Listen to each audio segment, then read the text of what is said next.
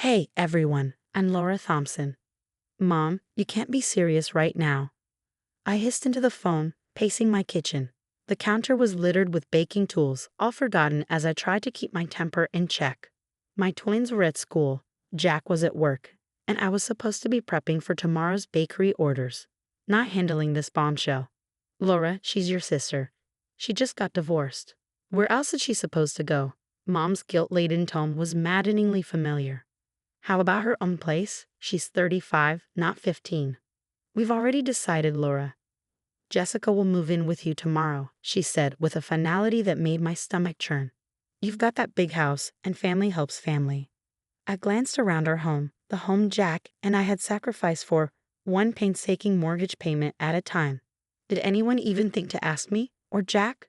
Don't be selfish, Laura. You always were the difficult one. That night, over dinner, I broke the news to Jack. Babe, we need to talk. My hands were trembling as I set down my fork. What's wrong? He asked, his brow furrowing. My parents are forcing Jessica to move in with us. And Madison, too.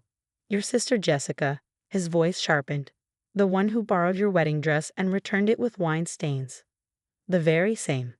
The twins came bounding into the kitchen. Dad, can we have dessert? Not now, kids, Jack said, his tone unusually firm. Mom and I need to talk. Is it about Aunt Jessica? Emma, my daughter, frowned. She's mean to us. She called my drawing stupid last Christmas, Emma added, crossing her arms. Yeah, and she never remembers our names, Jake chimed in. The following week was a disaster. Jessica arrived with 12 suitcases and her perpetually sulking teenager, Madison. This room is kind of small, Jessica remarked, wrinkling her nose as she inspected the guest room. It's bigger than my room, Emma pointed out. Well, sweetie, Jessica said in that condescending tone that made my teeth grind, adults need more space than little kids. That night, I caught her rearranging my kitchen. The flow was all wrong, she explained, not bothering to look up. This is my kitchen, Jessica, I snapped. My business depends on knowing where everything is. Oh, please, she scoffed. It's just a little hobby bakery, not like you're running a real business. I bit my tongue, resisting the urge to scream. By the next day, she was criticizing my parenting, inviting her friends over without asking, and somehow convincing our parents that I was the villain. The last straw came when I noticed things disappearing. Toys, clothes, even household items were vanishing. At first, I thought the twins were misplacing things, until I overheard Madison on the phone. Mom's been selling stuff online again, she whispered. My stomach dropped. Where are the kids' new gaming consoles? I confronted Jessica, holding up the empty boxes I'd found under her bed. Oh, those old things? The kids barely use them, she replied dismissively. Besides, they spend too much time on screens anyway. You sold them? My voice cracked. Those were Christmas presents. Don't be so dramatic. I needed money for a job interview outfit. I'll replace them eventually. I pulled out my phone, showing her the listings I found online. And what about Emma's clothes? Jake's collector cards? Those weren't yours to sell. If you and Jack would loan me money like normal family members, I wouldn't have to. Then came the breaking point. Another alert pinged on my phone. $500 spent at Nordstrom. You synced my car on your laptop, didn't you? I demanded. Jessica shrugged. It must have been an accident. 4 times this week, accidentally. Madison shuffled into the room. Mom, Emma's crying because she can't find her dance costume.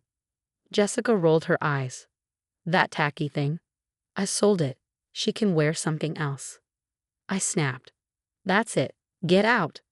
Already called Mom and Dad, Jessica said smugly, waving her phone. They said if you kick me out, they'll never speak to you again. Dad's pretty disappointed in your selfishness, by the way. That night, I overheard her in the backyard on the phone. Yeah, these idiots believe anything I tell them. Laura's totally having mental issues, and her husband, completely on my side. Give me another month and I'll have access to their accounts. Everything okay? My neighbor Sharon called over the fence, her expression a mix of curiosity and concern. I paused, startled. What do you mean? Well, your sister mentioned you've been struggling emotionally. We're all worried. I forced a smile, my hands trembling as I adjusted the hidden cameras Jack and I had installed earlier. He stood by, his face grim. Later that evening, I whispered to Jack, "She spent nearly $3,000 on my credit card, and the kids are terrified to leave their rooms unlocked." Emma cried herself to sleep last night. Jake appeared in the doorway, clutching his stuffed bear. "Mommy, Aunt Jessica told Madison to tell everyone at school that you're crazy."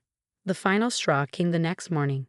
I opened my jewelry box to find my grandmother's vintage necklace, her most precious gift to me, gone. It was the one she'd made me promise to pass on to Emma someday.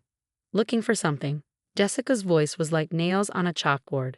She stood in the doorway, smirking. My heart pounded. "Where is it?" "Maybe if you were a better sister, things wouldn't go missing," she sneered. "What happened to you?" I asked, my voice shaking. "We used to be close." "Please," she scoffed. "You were always Mom and Dad's perfect little disappointment. Miss Independent, always showing me up with your perfect life, your hard work, your big house." "Some of us weren't born lucky." "Lucky," I said, my voice rising. "I built everything I have." "Well," she said, her smirk widening, "now you can share it. Or I'll make sure everyone, including Mom and Dad, hears about your mental breakdowns." "Who do you think they'll believe? Perfect Jessica or unstable Laura?" She sauntered off, leaving me gripping an empty jewelry box and years of pent-up rage. But she hadn't noticed the blinking camera in the corner, recording every word. That night, as I needed dough to calm my nerves, my phone buzzed. "Laura Thompson," a deep voice asked. "Yes, who is this?" "This is Robert Clean, Jessica's husband." "Well, not ex-husband, despite what she's told you." I froze, my hands covered in flour. "What do you mean?" "Your sister isn't divorced. She ran off after stealing $50,000 from my company and maxing out our credit cards. I've been searching for her for months. She's been selling my kids' things." I whispered, my blood running cold. "She's using my cards too." "Classic Jessica," Robert said bitterly. "She did the same to 3 other families. There are warrants out for her in Nevada." Just then, a notification popped up on my phone. Security footage from the bakery. There was Jessica, at 3 a.m., photographing my equipment and making calls. "I'll send you everything I have on her," Robert said. "You're not crazy, Laura. She's done this before." The next morning, Jessica cornered me in the kitchen.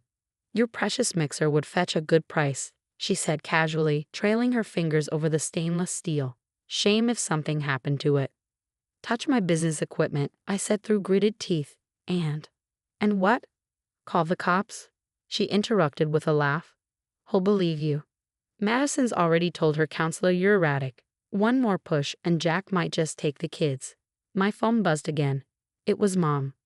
"Laura, Jessica says you've been threatening her. We raised you better.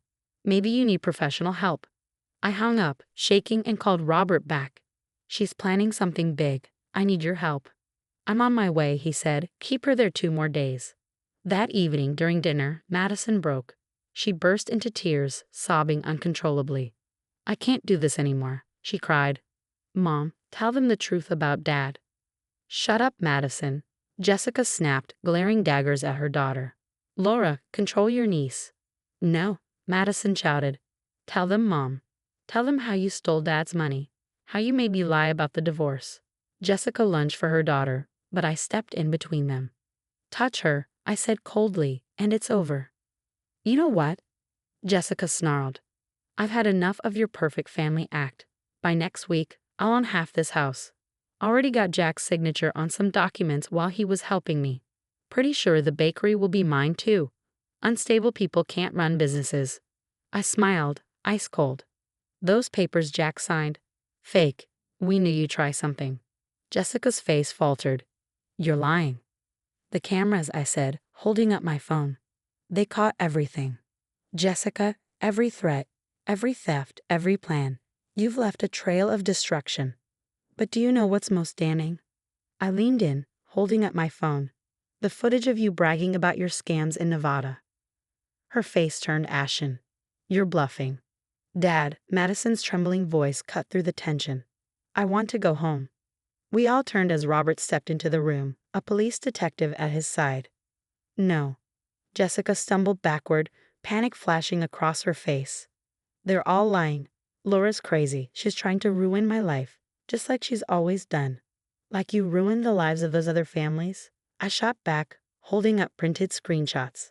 Or should we discuss the outstanding warrants? Jessica's eyes darted around, desperate for an escape. You set me up, she hissed. You? You. No, Jessica.